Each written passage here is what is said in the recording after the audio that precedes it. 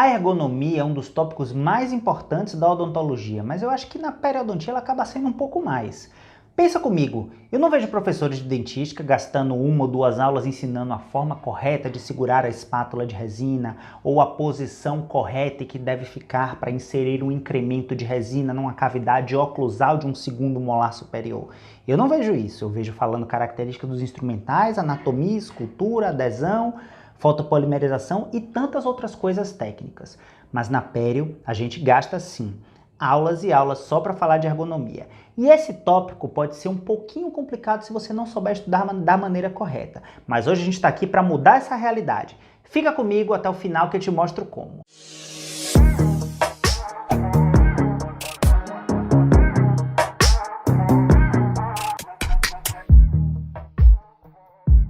E aí galera, tudo beleza? Sejam todos muito bem-vindos a mais um vídeo do canal Perimplantar.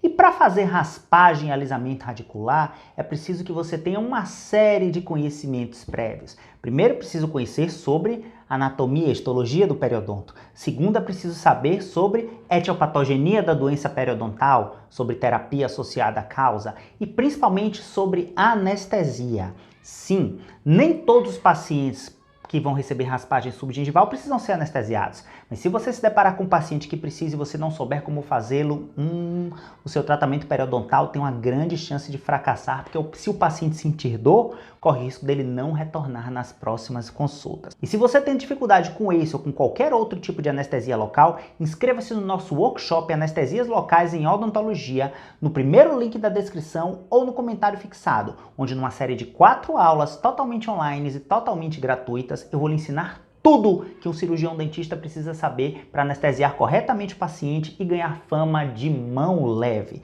Clica no link, se inscreve no workshop que eu espero você lá. Mas além de saber anestesiar corretamente, é preciso saber muito sobre ergonomia de raspagem. Olha, tem muita coisa importante que precisa ser dita para eu sintetizar nesse vídeo. Eu não conseguiria sintetizar uma disciplina inteira num vídeo curto de 10, 12, 15 minutos no YouTube. Então eu selecionei aqui alguns princípios ergonômicos dos operadores destros para raspar o sextante 2 e o sextante 1, que são dois sextantes superiores, tá bom? Lembrando que a ergonomia do inferior muda um pouco e a ergonomia do canhoto muda bastante. Eu inclusive sou canhoto, para quem não sabe, mas como a maioria de vocês é destro, na demonstração eu finjo que sou destro e raspo com a mão direita. Não tenho como mostrar toda a ergonomia de todos os sextantes, mas eu vou te ajudar. Eu vou deixar para vocês um manual de ergonomia adaptado do Patson e Patson, não por mim, mas pela minha mentora, uma queridíssima professora e hoje amiga, a professora doutora Luciana Kozer, que ela conseguiu nesse manual sintetizar as principais características, os principais conhecimentos, tanto de ergonomia do destro como ergonomia do canhoto. Ela também é periodontista canhota, eu tive muita sorte de tê-la na minha formação. E eu vou deixar esse manual para vocês no nosso grupo do Telegram. Aqui embaixo na descrição vai ter o link para você entrar no Telegram. Se você não tem esse aplicativo, você baixa para entrar no grupo do Perimplantar. Não é um grupo que permite interação entre os pacientes, bom dia, boa tarde, corrente, política, nada disso. É um grupo onde somente eu e pessoas do meu time postamos conteúdo relevante sobre cirurgia, periodontia e implante. Tem muita coisa legal, gente. Artigos, uma planilha de precificação e agora esses manuais de ergonomia também. Link na descrição. Então agora, deixa eu mostrar para vocês um pouco sobre os princípios ergonômicos na prática. Vem comigo! Então, pessoal, vamos ver alguns princípios ergonômicos do operador destro para raspagem e instrumentação do arco superior. Primeiro de tudo, é importante que lembremos da posição do paciente. Lembrem, pessoal, que para quase todas as intervenções no arco superior, exceto radiografia e moldagem, não só raspagem, mas quase todas as outras, o paciente deve ficar em posição supina. Isso significa que ele deve ficar praticamente a 180 graus em relação ao solo. Aqui o meu paciente está a 120 graus, então eu vou ajustar o meu manequim aqui para que ele fique a aproximadamente 180 graus com relação ao solo. O segundo princípio é o de visibilidade e iluminação. Lembrem-se, para o arco superior, o ideal seria que a luz incidisse aqui exatamente no na altura do peito do paciente, com a luz do refletor incidindo sobre o arco superior. Aqui nessa simulação isso não vai ser possível porque o refletor ficaria exatamente em frente à câmera. Então nesse exemplo a luz vai vir meio de lado, incidindo em diagonal, mas esse não é o ideal, ok? Agora precisamos aprender a manusear corretamente os nossos instrumentos. O primeiro princípio de manuseio dos instrumentos é o princípio de preensão. O que significa preensão?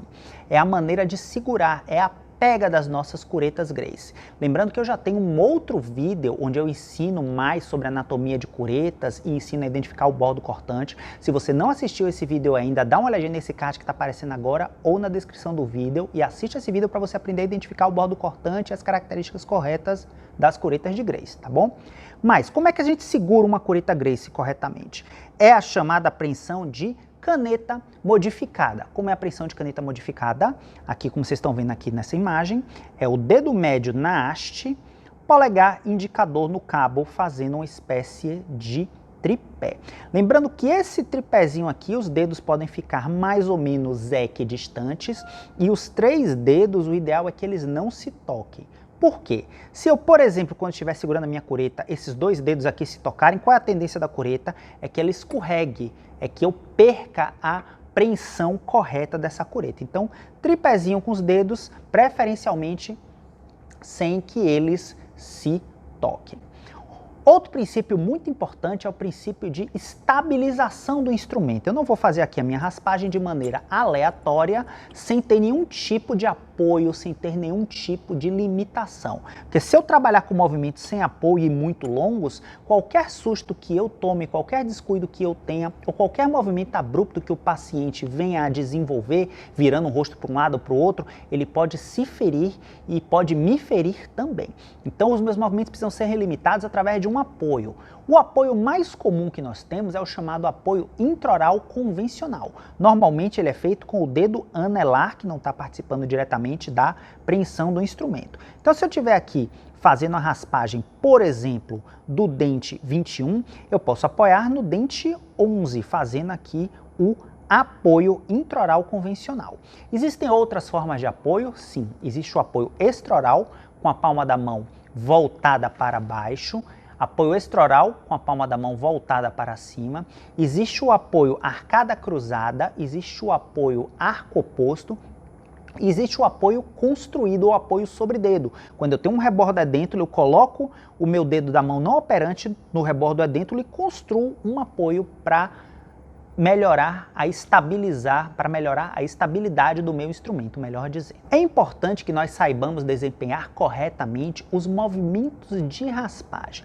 O movimento de eleição preferido para fazer a raspagem e alisamento radicular, tanto supra como subgengival, é o giro de punho e antebraço. Exatamente como eu vou mostrar aqui. Já identifiquei o bordo cortante, deixo o meu bordo cortante sempre voltado para a superfície do dente e não foque no dente agora não. Agora eu quero que você foque no movimento da minha mão e do meu punho, ó.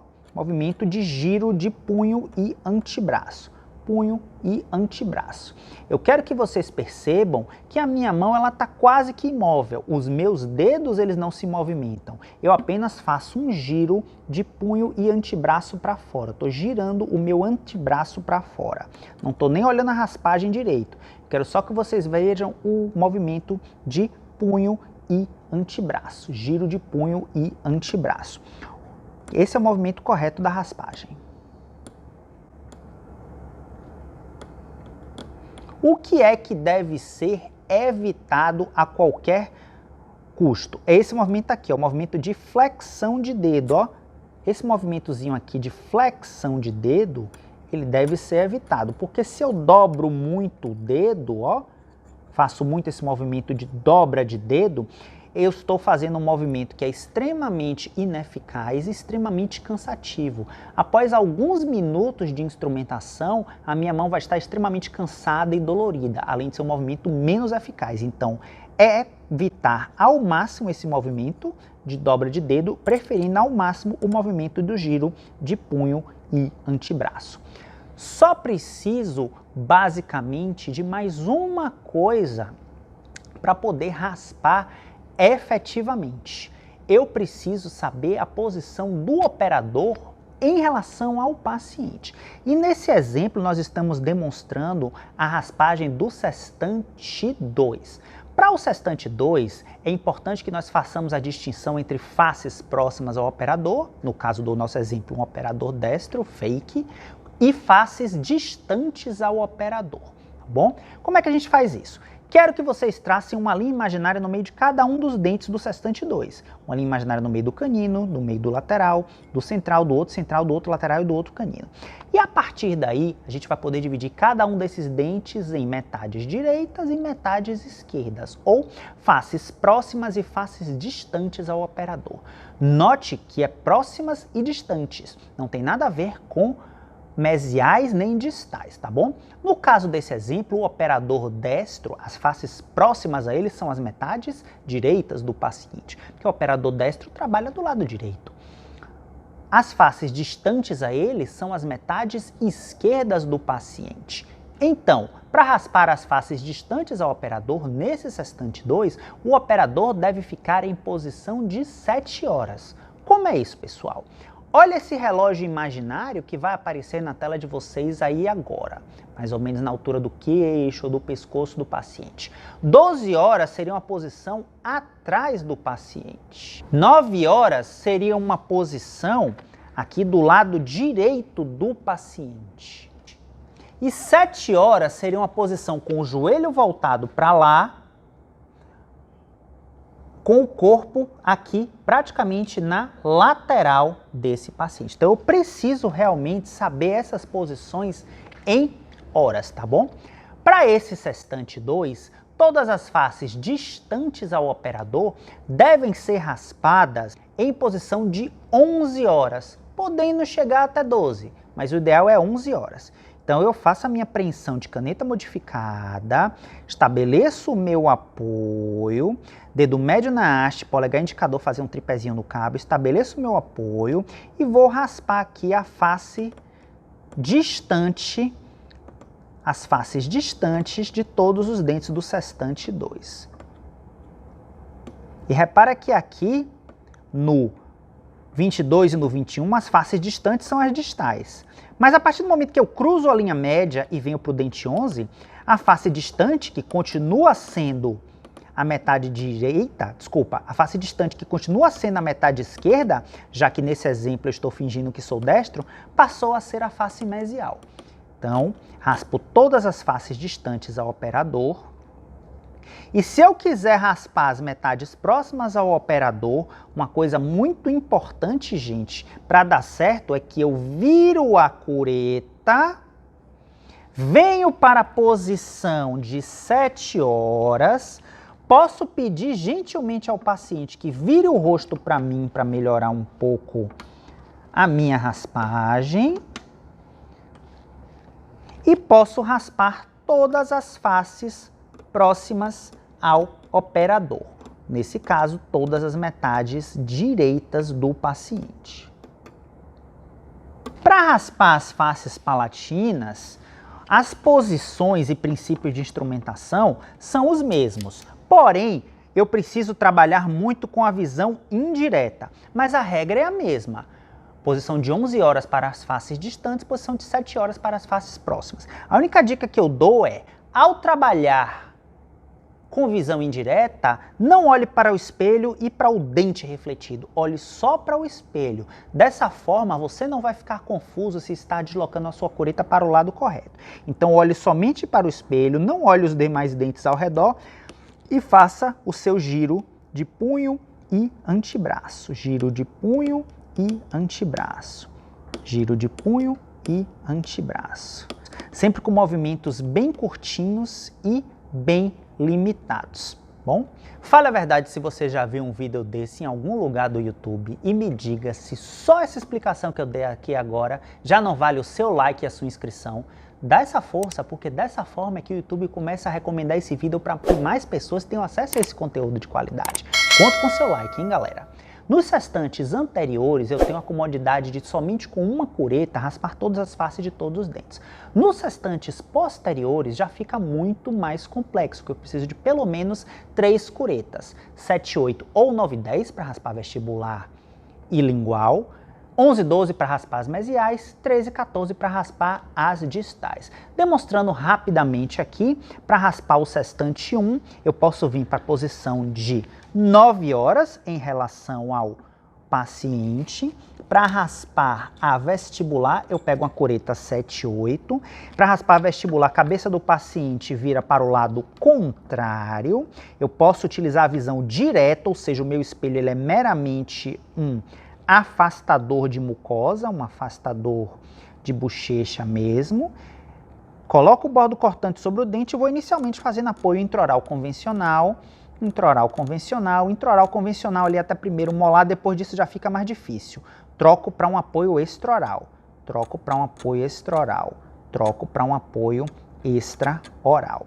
Para raspar a palatina, eu peço para o paciente que a cabeça dele ele gire para mim, ajusto melhor um pouco a luz, raspar melhor essa palatina, e eu posso me deslocar de 9 horas para 11 horas. E aqui eu vou trabalhar praticamente com a visão direta para raspar as faces palatinas, tá bom? Para raspar as mesiais, eu vou utilizar a minha cureta 11 e 12. Então, eu volto aqui para a posição de 9 horas. E o mais importante, eu vou virar bem o pescoço do paciente para que vocês compreendam isso que eu vou demonstrar aqui agora, é que nas curetas 11, 12, 13 e 14, a porção terminal da haste esteja bem paralela ao longo eixo do dente. Por exemplo, como vocês estão vendo nesse caso aqui agora. Apaguei aqui a luz um pouco para diminuir o contraste, mas a porção terminal da haste paralela ao longo eixo do dente, ó. E aqui eu faço a instrumentação da face mesial de todos os dentes posteriores.